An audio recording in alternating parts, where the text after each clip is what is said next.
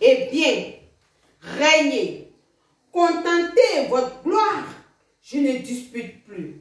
J'attendais pour vous croire que cette même bouche, après 1000 serments d'un amour qui devrait unir tous nos moments, cette bouche à mes yeux s'envoie infidèle, m'ordonna elle-même une absence éternelle.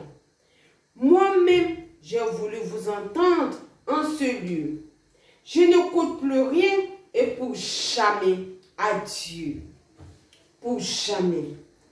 Ah, Seigneur, songez-vous en vous-même combien ce mot cruel est affreux quand on aime. Dans un mois, dans un an, comment souffrirons-nous, Seigneur, que tant de mers me séparent de vous?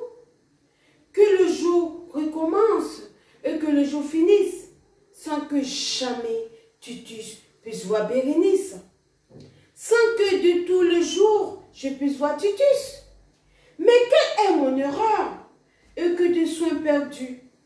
Les gras de mon départ, consolés par avance, daignera-t-il compter les jours de mon absence? Ces jours si longs, pour moi, lui sembleront trop courts. Je n'aurai pas, madame, à compter tant de jours.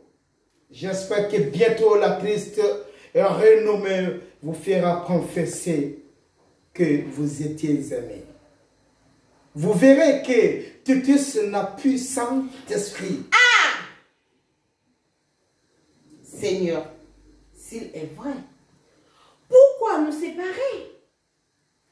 Je ne vous parle point d'un heureux Hyménée. Rome, à ne vous plus voir, m'a-t-elle condamné?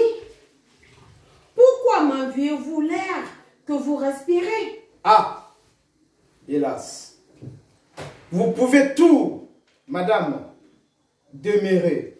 Je n'y résiste point, mais je sens ma faiblesse. Il faudra vous combattre et vous craindre sans cesse.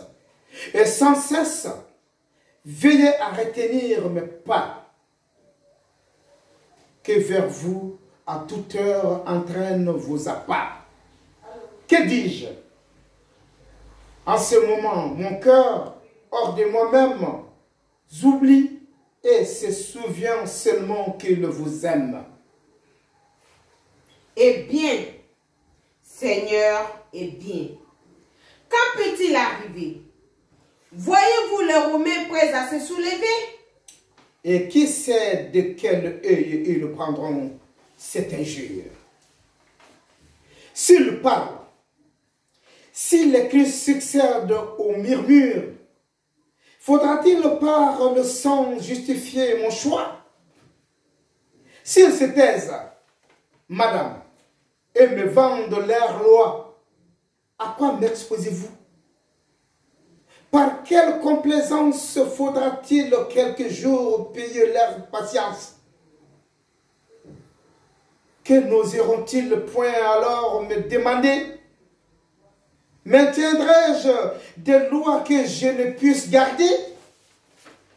Vous ne comptez pour rien les pleurs de Bérénice. Je ne compte pour rien? Ah, ciel, quelle injustice! Quoi? Pour des justes lois que vous pouvez changer en d'éternels chagrins, vous-même vous plongez? Rome a ses droits, Seigneur. N'avez-vous pas les vôtres? Ses intérêts sont-ils plus sacrés que les nôtres? Dites, parlez. Hélas, que vous me déchirez. Vous êtes empereur, Seigneur, et vous pleurez? Oui, madame. Il est vrai, je pleure, je soupire, je frémis. Mais enfin, quand j'acceptais l'Empire Rome me fit jurer de maintenir ses droits, il les faut maintenir. Déjà plus d'une fois, Rome a de mes pareils exercé la constance. Ah, Si vous remontez jusqu'à sa naissance, vous le verriez toujours à ses ordres soumis. L'un, jaloux de sa foi, va chez les ennemis chercher avec la mort la peine toute prête d'un fils victorieux. L'autre prostré, la tête, l'autre avec des yeux secs et presque indifférents, voit mourir ses deux fils par son ordre expirant malheureux. Mais toujours la patrie et la gloire ont permis les Romains remporter la victoire.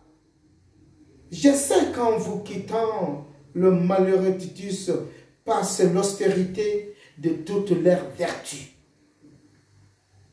Qu'elle n'approche point de cet effort insigne.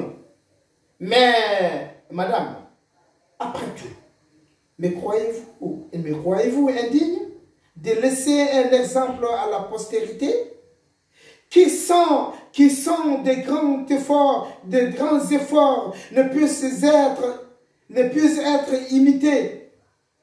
Non. Je crois tout facile à votre barbarie. Je vous crois digne, ingrat de m'arracher la vie. De tous vos sentiments, mon cœur est éclairci. Je ne vous parle point de me laisser ici.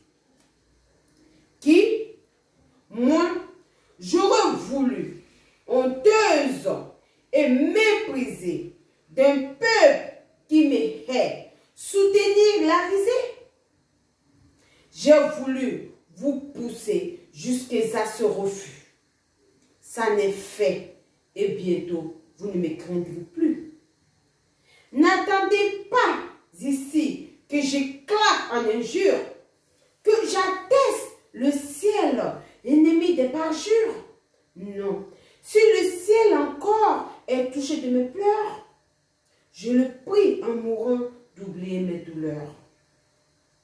Si je forme des vœux contre votre injustice, si devant que mourir la triste Bérénice, vous veut de ce trépas, laissez quelques vengeurs.